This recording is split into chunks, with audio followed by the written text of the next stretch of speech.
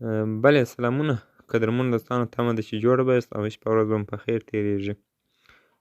د ترکیې هېواد 2023 کال لپاره چې کوم 15,000 سکالرشیپونه اعلان سوي وه، د هماغه سکالرشیپونو لپاره د اړتیا وړ اسناد کوم دي، یعنې کوم اسناد د دې لپاره ضروري دي چې تاسې باید چې ولرئ. تېرې 2 ویډیوګانې مې د دې باره کې تاسو ته جوړې کړې وې چې دغه سکالرشیپونو کې کوم امتیازات وو، کوم څه تاسو ته درکول کېدل او همدارنګه کوم شرایط وه. د دواړو ویډیوګانو لینکونه به ما تاسو ته په ډسکرپشن کې اچولي، تاسو هغه هم راسره وګورئ چې مکمل معلومات حاصل کړئ. نو راځو په دا ویډیو کې موږ تاسو ته وښیو چې په دغه سکالرشیپو کې دا د ترکیې د 2023 کال 15,000 سکالرشیپو کې کوم د اړتیا وړ اسناد دي. دوستانو دغه سکالرشیپو دپاره هغه اسناد چې موږ او تاسو باید چې هغه ټوله ولرو، هغه به زه تاسو ته مکمل مسلسل تاسو ته در وښیم.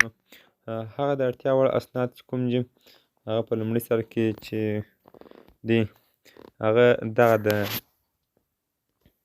انګېزې خط یا موټیویشن لیټر چې ورته وایي، دا به تاسو یا په ترکي ژبه یا هم په انګلیسي ژبه دا به تاسو ورته برابروئ. فکر کوم دا کور لیټر ورته وایي که موټیویشن لیټر دی، دا به تاسو د ځانه سره لرئ.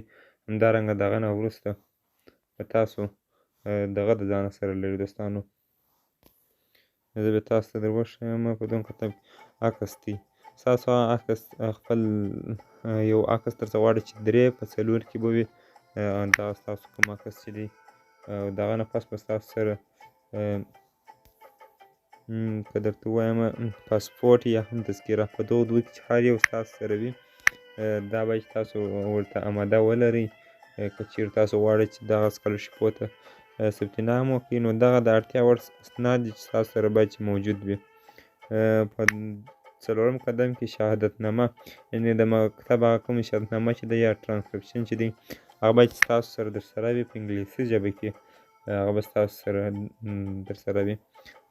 همدارنګه د شهادتنامې نه وروسته 2 دانې د توصیې لیکونه چې کوم ورته وایي کور لیټر دی، دا باید چې تاسو سره درسره وي. دغه د توصیې لیکونه هم په انګلیسي دي. دوستانو که په ترکي ژبه وي یا په انګلیسي ژبه فرق نه ورکوي. همدارنګه په دغه کې دغه 15 اسناد دي چې تاسو سره باید چې موجود وي. دغه 15 اسناد دي دوستانو. او په دغه سکالرشیپو کې چې د پوهنتونونو او رشتو شمېر چې دی، یعنې دا ټولې رشتې پکې شاملې دي. کوم پوهنتونونه دي، یعنې څومره پوهنتونونه دي او څومره رشتې دي.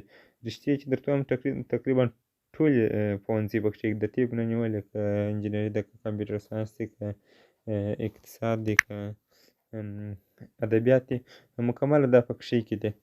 او همدارنګه دوستانو تقریبا د دوی دغه سکالرشیپونه د دوی د خپل هېواد 112 پوهنتونونو کې دوی وړاندې کوي. یعنې دغه کوم 15,000 شاګردان چې دوی مني، دا د دوی په خپل هېواد کې دغه 112 پوهنتونونو کې دوی سره تقسیموي.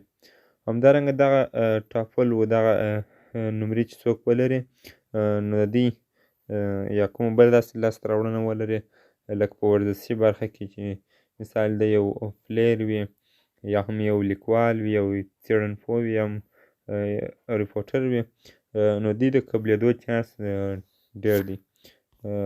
دوستانو نو که چېرې تاسو دغه شیان په لومړي سر کې ورته اماده کړئ، وروسته به تاسو ډېرې اسانۍ سره دغه سکالرشیپ ته ثبت نام وکړئ. راتلونکې ویډیو به تاسو لپاره د ثبت نام اړوند وي چې څنګه تاسو کولی شئ دې ته ثبت نام وکړئ. نو دغه 15 اسناد وه، انګېزې خط سو، عکس سو، پاسپورټ یا هم تذکره سو. تذکره دا زموږ ستاسو کوم کاغذي تذکرې چې دا نه منل کېږي، هغه الکترونیکي تذکرې باید چې تاسو سره وي. شهادتنامه ده، 2 دانې د توصیې لیکونه یا هم کور لیټر چې ورته وایي، د ښوونځي او رشتو شمېر چې په دې کې دی، ټولې ښوونځي شامل دي. 112 پوهنتونونه دي، دا شاګردان دوی پکې تقسیموي. نو تمه ده چې ویډیو مو خوښه شوې وي. چینل سره سبسکرایب کړئ، څنګه د بیل آیکن باندې هم کلیک وکړئ چې نورې همدا ډول ویډیوګانې تاسو ته په وخت ورسېږي.